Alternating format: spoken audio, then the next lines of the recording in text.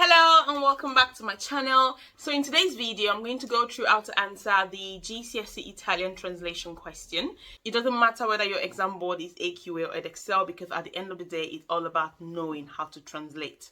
So let's get right into the video. So there are two different translation questions in your GCSE Italian exam.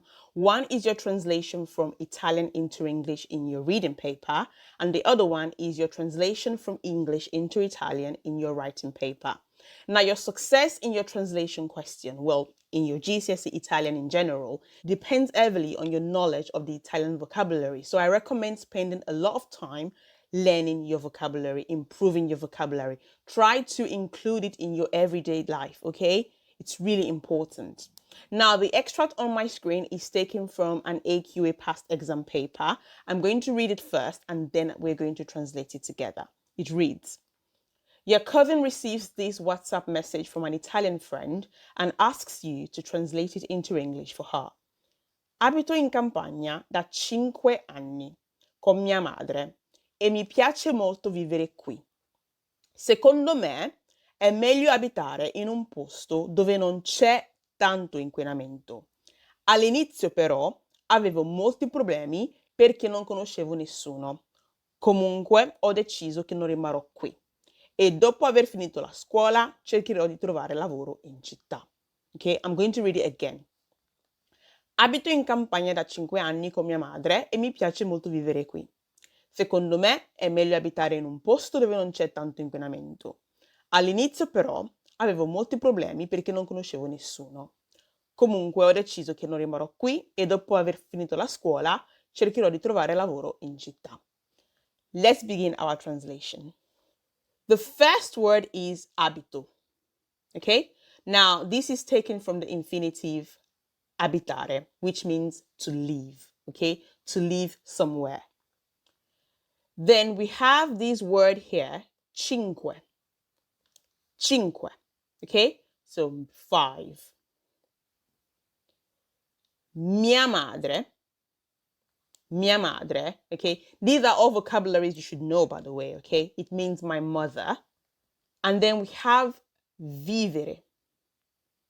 Vivere, just like abito, okay? It means to live. The difference between the two, though, abito means to reside in a place, whereas vivere means to live in general, okay? So if I said, I love living life, it would be mi piace vivere la vita. If I said, I live in Birmingham, abito a Birmingham, okay? I reside in Birmingham. But you can also say vivo a Birmingham. Let's go to the second sentence. Secondo me. Secondo me. So that means, on my opinion. Okay, I'm going to underline it. Secondo me. My opinion. We have our word here again. So this is the infinitive of this. That is infinitive. In un posto dove non c'è, there isn't, non c'è tanto inquinamento. Does anyone know the meaning of inquinamento? This is a higher tier vocabulary, inquinamento. It means pollution. Then we have all'inizio però avevo molti problemi. Now, one useful tip when translating from Italian into English is to look for cognates, okay? Cognates are words that have the same linguistic similarity as another word. So, for example, I'm going to highlight a cognate. We have a cognate here, problemi, okay? Obviously, it means problem, okay? That is a cognate. Perché non conoscevo nessuno. Comunque, ho deciso, we have another cognate, deciso, which means to decide. We've got rimarrò, remain, finito, finito, finish.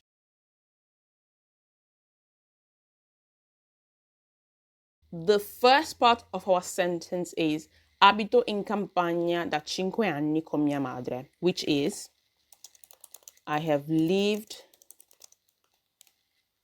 in the countryside with my mother for 5 years. The second part of our sentence begins with a conjunction, e, which is and, okay, and it says mi piace molto vivere qui. I really like living here, okay? Our second sentence is secondo me, so remember that means in my opinion, secondo me è meglio abitare in un posto dove non c'è tanto inquinamento. In my opinion, it's better to live in a place where there isn't much pollution.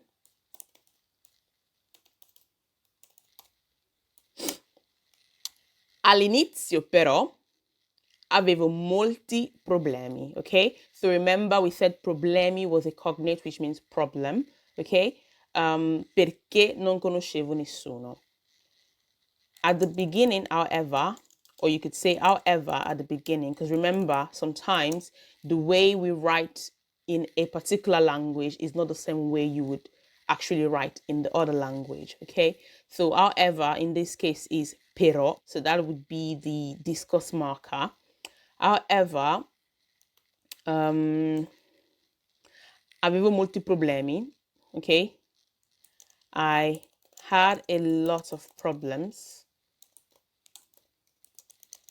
at the beginning. Then we have perché non conoscevo nessuno, because I didn't know anybody. Or I didn't know anyone. Then we have, so this is our last sentence, comunque ho deciso che non rimarrò qui. Anyways, I have decided not to remain here, or I've decided not to stay here. E dopo aver finito la scuola, so I'm translating what's between those two commas in that last sentence. E dopo aver finito la scuola, and after finishing school,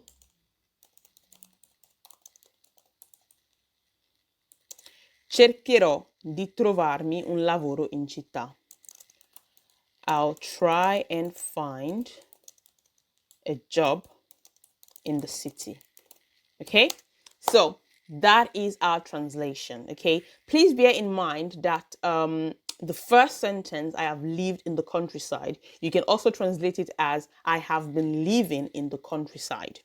Also, the last sentence where I've said, anyways, I've decided not to remain here or not to stay here, you can translate that into anyways, I have decided that I will not be staying here or I will not be remaining here. Okay? And after finishing school and after I have finished school, okay? So that is the end of our translation. So we've now reached the end of that video. I hope you found it useful. If you want to learn more about GCSE Italian, make sure to subscribe to my channel now. Not later, not tomorrow, now.